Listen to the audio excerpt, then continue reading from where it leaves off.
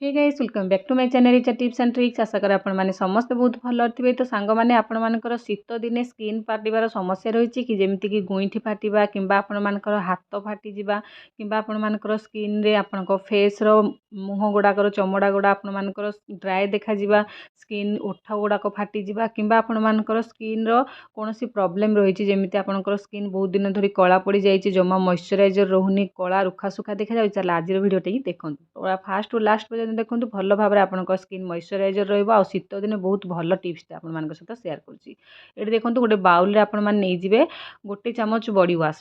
जगह आप शैम्पू भी व्यवहार करेंगे जो शैम्पू आप लगाउछन्ति से नहीं पारे ना तो आपने बॉडी वाश देले सब बेस्ट रहा गोटे चामच बॉडी वाश नहीं जाए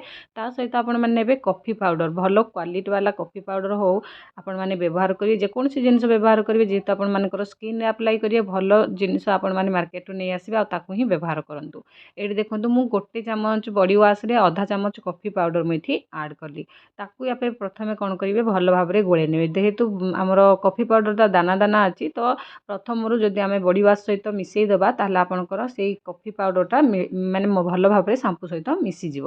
तो सांग मैंने जदि आपण मानकर स्किन शीत दिन एमती माने ड्राए हो जाऊँगी मॉइस्चराइजर रोनी ग्लेज करनी कि आपण स्किन भल भाव में हेल्दी देखा जाऊनी आज भिडियोटी को निहाती भाव में देखूँ घरे जिनस आपको बहुत सुंदर ट्रिटमेंट कहबी। तो देखो ये प्रथम या गोले सारे गोले सारिक आपण कौन करेंगे ये ने सोढ़ा बेकिंग सोढ़ा ने जोटा आम खाइबा तेल छणा जमी पकुड़ी वगैरह कले पका जाए से पूरा गोटे पिंच पाखापाखि आपण मैंने खाइबा सोडा ये आड करेंगे सहित आपण मैंने लेंबू आपण मैंने तो लेंबू जानते लेंबूर विटामिन सी प्रचुर परिमाण थाए जहाँकि आम स्किन डस्ट आपण स्किन रे सब मैला गंधा जिनस बाहर कर साहाय्य कर लेंबू देला आपण मैंने भल भाव में मिक्सचर को भल भाव मिसई ने जहाँद्वारा कि देखिए तुरंत फेम्पल टाइप हो तो तापर आपण मैंने देवे व्हाइट पेस्ट थी आपण मैंने नहीं पारे ना जेकोसी कोलगेट आपण मैंने व्यवहार कर व्हाइट रे सब बेस्ट रहा या भल भाव में देकी गोले ने प्रथमे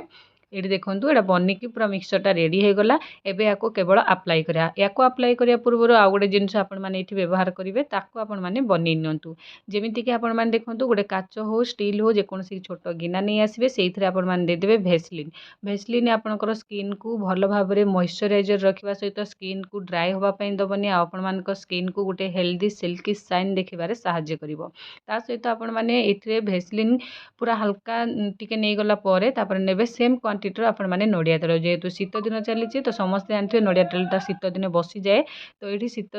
आपण मैंने शीत दिन जो जब नड़िया तेल बसी जाए जापारते मेल्ट करके नहीं पारे ना सेम क्वांटिटी जी भेसलिन ने से आपण मैंने नड़िया तेल ने नहीं भल भाव में फेंटी ने फेंटिले गोटे भल क्वालिटी वाला गोटे क्रीम बनिकी रेडी हो जोटा कि आपण मैंने मिक्सचरटा बनिकी रखीचे ताकू व्यवहार करापर ये क्रीमटा लगे आपण मानकर स्किन बहुत सुंदर भाव में ग्लेज कर जमा भी ड्राए हेनी जमा भी पाउडरिया पाउडरिया आपण स्किन जमा भी देखाजीवनी तो कि आपण मैंने जेकोसी क्रीम लगे पाउडर लगे जमी अत्यधिक देखा जाए पाउंसिया पाउंसिया देखा जाए सेमती जमा भी देखाजीवनी बनिकी दुईटा एक रेडी हो गला सांग मैंने एबे चलतु आपण मैंने किपरि अप्लाई करिवे मु आपण मानक सहित शेयर करिवि।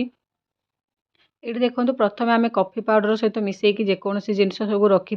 आपण मैंने प्रथम व्यवहार करेंगे भल भाव में गोले ने गोले सारापर आपण मानकर स्किन या अप्लाई करेंगे गाधोवा पूर्व या आपण मैंने व्यवहार करेंगे पादर गुईठी हो पाद हो कि आपण मानकर हाथ चमड़ा हो कि बेकर चमड़ा हो आंठू ये गुड़ाक बेसी कलापण होती थाए जमीक जो जॉइंट गुड़ाक आंगुठीर जॉइंट गुड़ाक से स्किनटा देखिए बहुत कला पड़ी था अलग स्किन अपेक्षा से स्किनटा बेसी टे कला थाए जहाँद्वारा कि आपण मैंने से स्किन को सेम करने आपण मैंने बहुत सारा प्रोडक्ट यूज करते कि घरोई उपाय को थे आपण मैंने निहाती व्यवहार करूँ। ये देखूँ मुझे भल भाव में नहीं गली मिश्रण को दुई हाथ में लगाई भल भाव में या भलसे मालिश करेंगे 2 मिनट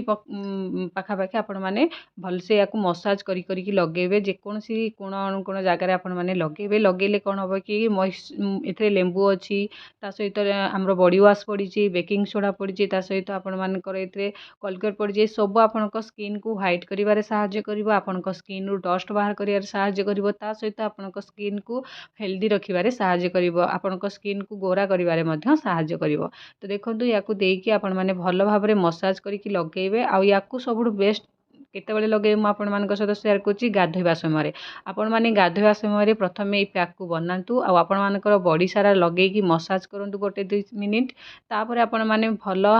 ଏବେ ତ ଯେହେତୁ ଶୀତ ଦିନ ଚାଲିଛି ନର୍ମାଲ ପାଣିରେ ଗାଧାନ୍ତୁ, ଉଷୁମ ପାଣିରେ ଗାଧେଇବେନି, ନର୍ମାଲ ପାଣି, ନର୍ମାଲ ମତଲବ ଥଣ୍ଡା ନୁହଁ, ଶୀତ ଦିନ ତ ପାଣିଟା ନର୍ମାଲ ଥଣ୍ଡା ହେଇକି ଆସିଥାଏ, ତାକୁ ହାଲକା ଉଷୁମେଇବେ ଯେମିତି ନର୍ମାଲ ହେଇଯିବ ସିଏ। ସେଇ ନର୍ମାଲ ପାଣିରେ ଆପଣମାନେ ବଡ଼ିକୁ ଭଲ ଭାବରେ ଧୋଇ ନେବେ ଲଗେଇକି 2-3 ମିନିଟ୍ ରଖିକି। ତାପରେ ଆପଣମାନେ ୟାକୁ ଭଲ ଭାବରେ ମସାଜ କରିକି ଧୋଇ ସାରିଲା ପରେ ସେକେଣ୍ଡରେ ଯେଉଁ ରେମେଡ଼ିଟା ଆମେ ଲଗେଇବା ସେଇଟା ମୁଁ କହିବି। ଦେଖନ୍ତୁ ଏଠି ପ୍ରଥମେ ମୁଁ ଧୋଉଛି, ଏଠି କିଛି ପାଣି ନେଇଛି, ପାଣିଟା ପୁରା ନର୍ମାଲ ଅଛି, ଏମିତି ନର୍ମାଲ ଶୀତ ଦିନେ ଥଣ୍ଡା ପାଣି ହିଁ ବାହାରେ ମାନେ ଟ୍ୟାପ୍ରୁ, କିନ୍ତୁ ଆପଣମାନେ ତାକୁ ହାଲକା ନର୍ମାଲ କରିକି ନେବେ, ଉଷୁମ